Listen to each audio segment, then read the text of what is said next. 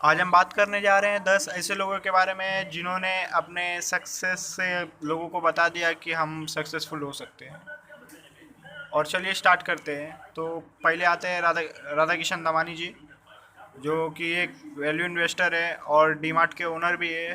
राधा किशन दामानी जी ने 12वीं में अपना कॉलेज तो पूरा कर लिया, और जब वो अपना फर्स्ट ईयर बीकॉम का एग्ज़ाम दिए फर्स्ट सेम का, तो उसके बाद उन्होंने छोड़ दिया कॉलेज।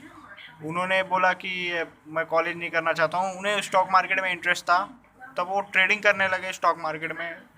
उन्हें थोड़ा थोड़ा प्रॉफिट होता है धीरे धीरे। तो उनको असली मौका मिला जब हर्षद मेहता स्कैम हो रहा था 1919 में राधा किशन दमानी ने शॉर्ट सेलिंग किया। और स्टार्टिंग में तो उन्होंने बहुत लॉस खाया, बहुत लॉस आया, बहुत लॉस हुआ उनको, थोड़ा थोड़ा करके बहुत ज़्यादा लॉस हो गया था। और फिर एक बार उन्होंने तय किया कि एक और बार मैं करता हूँ, अभी ये टाइम नहीं हुआ तो शायद मैं भी बंद कर दूंगा शॉर्ट सेलिंग करना। और हर्षद मेहता, उन्हें मालूम था कि हर्षद मेहता स्कैम कर रहा है, और जिन जिन स्टॉक में स्कैम कर रहा है वो उन स्टॉक में शॉर्ट सेलिंग कर रहे थे। और उन्होंने तय किया था कि एक हफ्ता और करूँगा इधर पे स्टॉक मार्केट में शॉर्ट सेलिंग। और राधा किशन दमानी जी ने किया शॉर्ट सेलिंग, और उन्हें बहुत अच्छा प्रॉफिट हुआ शॉर्ट सेलिंग से। फिर राधा किशन दमानी जी ने चंद्रकांत संपत जी से वैल्यू इन्वेस्टिंग सीखा, और आज सबको पता है कि वो इंडिया के सेकंड रिचेस्ट पर्सन है और इंडिया के सबसे बड़े इन्वेस्टर भी हैं। चलिए चलिए अब आगे बात करते हैं राकेश झुनझुनवाला जी के बारे में। राकेश झुनझुनवाला को भी बचपन से स्टॉक मार्केट में बहुत इंटरेस्ट था। उनके डैड ब्रोकर थे स्टॉक मार्केट के, तो उन्हें जल्दी जल्दी समझ में आ गया था स्टॉक मार्केट के बारे में। और फिर वो जब 12th पास हुए तो उन्होंने अपने डैड को बोला कि मुझे स्टॉक मार्केट में ट्रेडिंग करने का है। तो उनके डैड ने बोला कि अभी पढ़ लो, बाद में जब आपका ग्रेजुएशन हो जाएगा उसके बाद ट्रेडिंग करने को। तो जब राधा किशन दमानी ने जब अपना ग्रेजुएशन सीए कंप्लीट कर लिया, तो जब वो ट्रेडिंग करने गए तो उन्हें पैसा था नहीं उनके पास, तो कैसे तो 5,000 रुपये का इंतजाम किया उन्होंने, और ट्रेडिंग करते थे, थोड़ा थोड़ा पैसा जमा करते थे। और और वो दौर था कि जब बैंक इंटरेस्ट बहुत कम देती थी, तो राधा किशन दमानी जो लोगों से मिलते थे और बोलते थे कि मैं आपको 14% इंटरेस्ट दूंगा साल का, और उनसे 10-10 लाख रुपया लेते थे और मार्केट में ट्रेडिंग करते थे। उन्होंने ऐसा कर करके बहुत सारा पैसा कमाया। और फिर जब उनके पास पैसा हो गया तो लोगों से लेना बंद कर दिया, और इंटरेस्ट देना भी बंद कर दिया, और फिर खुद ही करने लगे। उन्होंने वैल्यू इन्वेस्टिंग सीखा राधा किशन दमानी जी से। और आज वो इंडिया के सबसे बड़े इन्वेस्टर हैं, उन्हें इंडिया का वॉरेन बफेट भी कहा जाता है। उन्होंने एक समय पे रिस्क लिया था, तो आज वो वहाँ पे है। चलिए तीसरे शख्स के बारे में बात करते हैं। अब सचिन तेंदुलकर के बारे में बताते हैं। सचिन तेंदुलकर जब छोटे थे तभी से उन्हें क्रिकेट में इंटरेस्ट था, दिलचस्पी था। और जब 12-13 साल के थे तो उन्होंने रणजी ट्रॉफी खेल लिया था। जब वो 10th स्टैंडर्ड में थे वो 3 बार 10th में फेल हुए। तो उनके घर वाले बोलने लगे कि कुछ कर पाएगा कि नहीं, लेकिन सचिन तेंदुलकर क्रिकेट खेलते थे तो उन्हें उनके उनके डैड को भरोसा था उन पे कि हाँ क्रिकेटर बनेगा अच्छा। सचिन तेंदुलकर ने 16 साल की उम्र में इंडियन क्रिकेट टीम में एंट्री मारी 1989 में। वो दिन रात प्रैक्टिस करते थे, करीब वो 6-7 घंटा प्रैक्टिस करते थे। और उनके कोच उन्हें सचिन तेंदुलकर से जो बड़ा था उनको बॉलिंग करवाते थे। और फिर सचिन तेंदुलकर को कहते थे कि अगर आप आउट हो जाएंगे तो 1 रुपया नहीं मिलेगा आपको, और अगर आउट नहीं हुए तो 1 रुपया आपका। तो वो सचिन तेंदुलकर रात भर आउट ही नहीं होते थे। वो सुबह सुबह से चार खेलते थे, लेकिन 5-6 घंटा तक आउट ही नहीं होते थे वो। और सबको पता है आज सचिन तेंदुलकर कौन है, 100 शतक मार चुके हैं। चौथे शख्स की बात करेंगे जिसका नाम है जैक मा। जैक मा एक गरीब परिवार से आते हैं। उन्हें इंग्लिश बोलने का बहुत शौक था, तो उन्होंने जिसे टूरिज़्म करने के लिए लोग आते हैं तो उन लोग से धीरे धीरे सीखा इंग्लिश। जब लोग जगह देखने आते थे सब फॉरेनर रहते थे, तभी जैक मा उनसे कहते थे कि मुझे पैसे नहीं चाहिए, मुझे आप इंग्लिश के टिप्स दे दो। तो ऐसा कर करके उन्होंने जैक मा ने इंग्लिश सीखा था। और जब वो जॉब के लिए गए पुलिस ऑफिसर के लिए, तो वहाँ पे 5 लोग थे, लेकिन 4 लोग सिलेक्ट हो गए और एक सिलेक्ट नहीं हुआ, और वो अकेला जैकमा था जो सिलेक्ट नहीं हुए। और फिर जब वो मैकडोनल्ड में गए 30 लोग गए थे, और 29 लोग सिलेक्ट हो गए, लेकिन एक अकेला नहीं हुआ, वो जैकमा थे। तो जैक जैकमा ने अलीबाबा जब चालू किया तो उन्हें लोगों ने बहुत बोला कि चलेगा नहीं, ये सब कुछ नहीं होगा, ऐसा वैसा। तब 3 साल तक उन्हें एक भी ऑर्डर नहीं आया कुछ सामान के लिए, लेकिन फिर भी वो बोले कि अभी आएगा ऑर्डर, और 3 साल के बाद पहला ऑर्डर आया। और फिर उसके बाद चालू हुआ अलीबाबा। अलीबाबा आज दुनिया की तमाम बड़ी कंपनियों में उनका नाम आता है, अलीबाबा। और अब पांचवें शख्स की बात करेंगे जिसका नाम है क्रिस्टियानो रोनाल्डो, जो बहुत फेमस है, बहुत पॉपुलर फुटबॉलर है, आप सबको पता ही होगा। क्रिस्टियानो रोनाल्डो जब छोटे थे तो उनको हार्ट डिसीजेस था, लेकिन और वो फुटबॉल खेलते थे। तो एक बार फुटबॉल खेलते खेलते वो गिर गए। तब उन्हें मालूम पड़ा, डॉक्टर हॉस्पिटल में गए तो उन्हें मालूम पड़ा कि उनको हार्ट डिसीज है। और फिर उनके उनके पास दो ऑप्शन था। एक तो पहला ऑप्शन था कि वो हार्ट सर्जरी ना करवाए और कभी ज़िंदगी में फ़ुटबॉल ना खेले, और दूसरा ऑप्शन था हार्ट सर्जरी करवाए और फुटबॉल खेले। तो उनके डैड ने तो कैसे तो करके पैसा जमा किया, और रोनाल्डो से पूछा कि तुमको खेलना है फुटबॉल, तो रोनाल्डो ने बोला हाँ मैं खेलूँगा, मैं फुटबॉलर ही बनने वाला हूँ आगे चल के। तो उनके डैड ने वो कैसे तो पैसा जमा करके हॉस्पिटल में उनका ऑपरेशन करवाया। और फिर कुछ समय के बाद जब वो ठीक हो गए रोनाल्डो, तो कुछ समय के बाद उनके डैड दारू ज़्यादा पीने की वजह से चल बसे। लेकिन रोनाल्डो को तो फुटबॉल का भी भूत सवार हो गया था। तो उन्होंने कहा अपने मॉम से कि एक दिन मेरे पास बहुत बड़ा बंगला होगा, घर होगा, सब कुछ होगा। और रोनाल्डो ने जब कहा था तो रोनाल्डो 15-16 साल की उम्र उनकी थी, और आज उनके पास सब कुछ है। और और वो हमेशा स्किल इम्प्रूव करने पे बिलीव करते हैं। एक बार उनके कोच बता रहे थे कि जब वो होटल में थे तो उनके कोच वहाँ से देख रहे थे, झाड़ियाँ हिल रही थी कुछ। तब उनको लगा कि कोई प्रेस वाले होंगे, जासूसी कर रहे होंगे। लेकिन जब वो गए कोच उनके वहाँ पे तो देखा कि रोनाल्डो प्रैक्टिस कर रहे थे, फुटबॉल को मार रहे थे पेड़ पे, अपना स्किल इम्प्रूव करने में व्यस्त थे।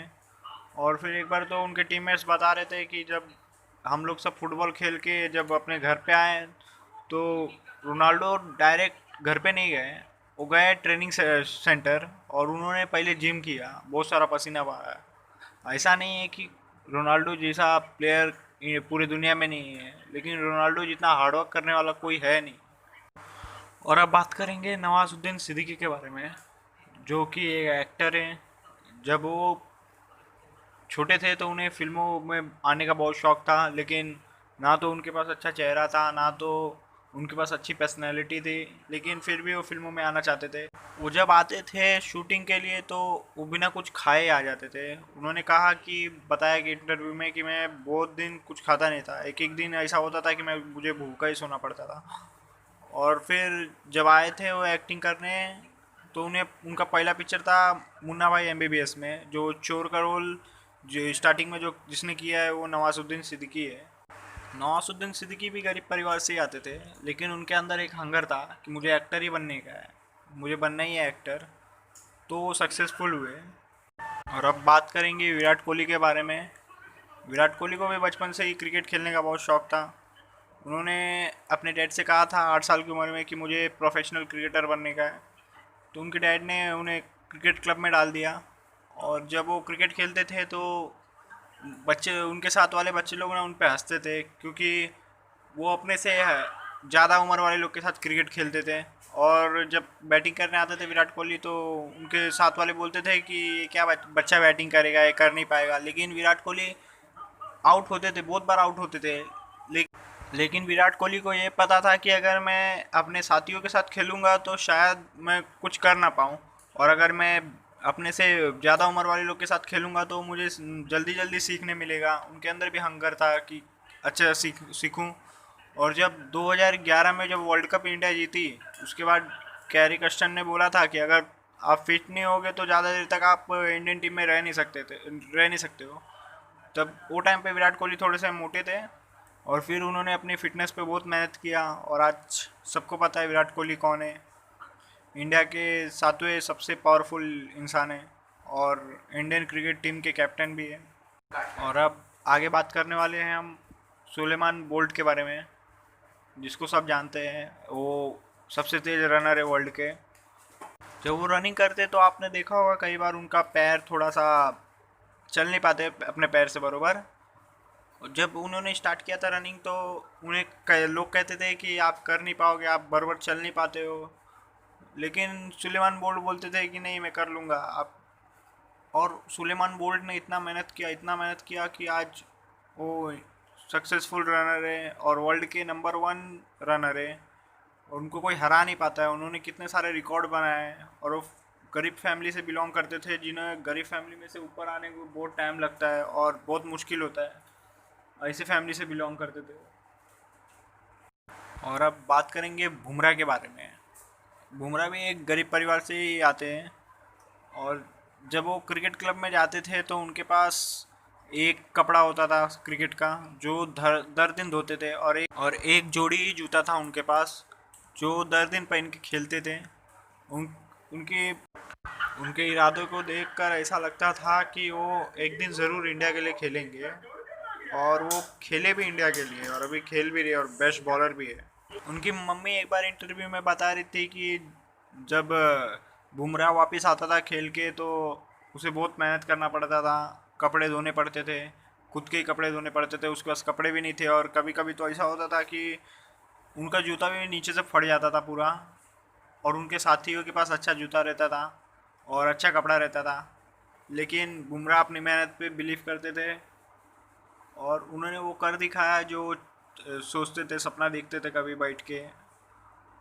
और इंडियन टीम के लीडिंग बॉलर है आज। और अब हम बात करने जा रहे हैं वॉरेन बफेट के बारे में, जो कि दुनिया के सबसे बड़े इन्वेस्टर हैं और बिजनेसमैन भी है।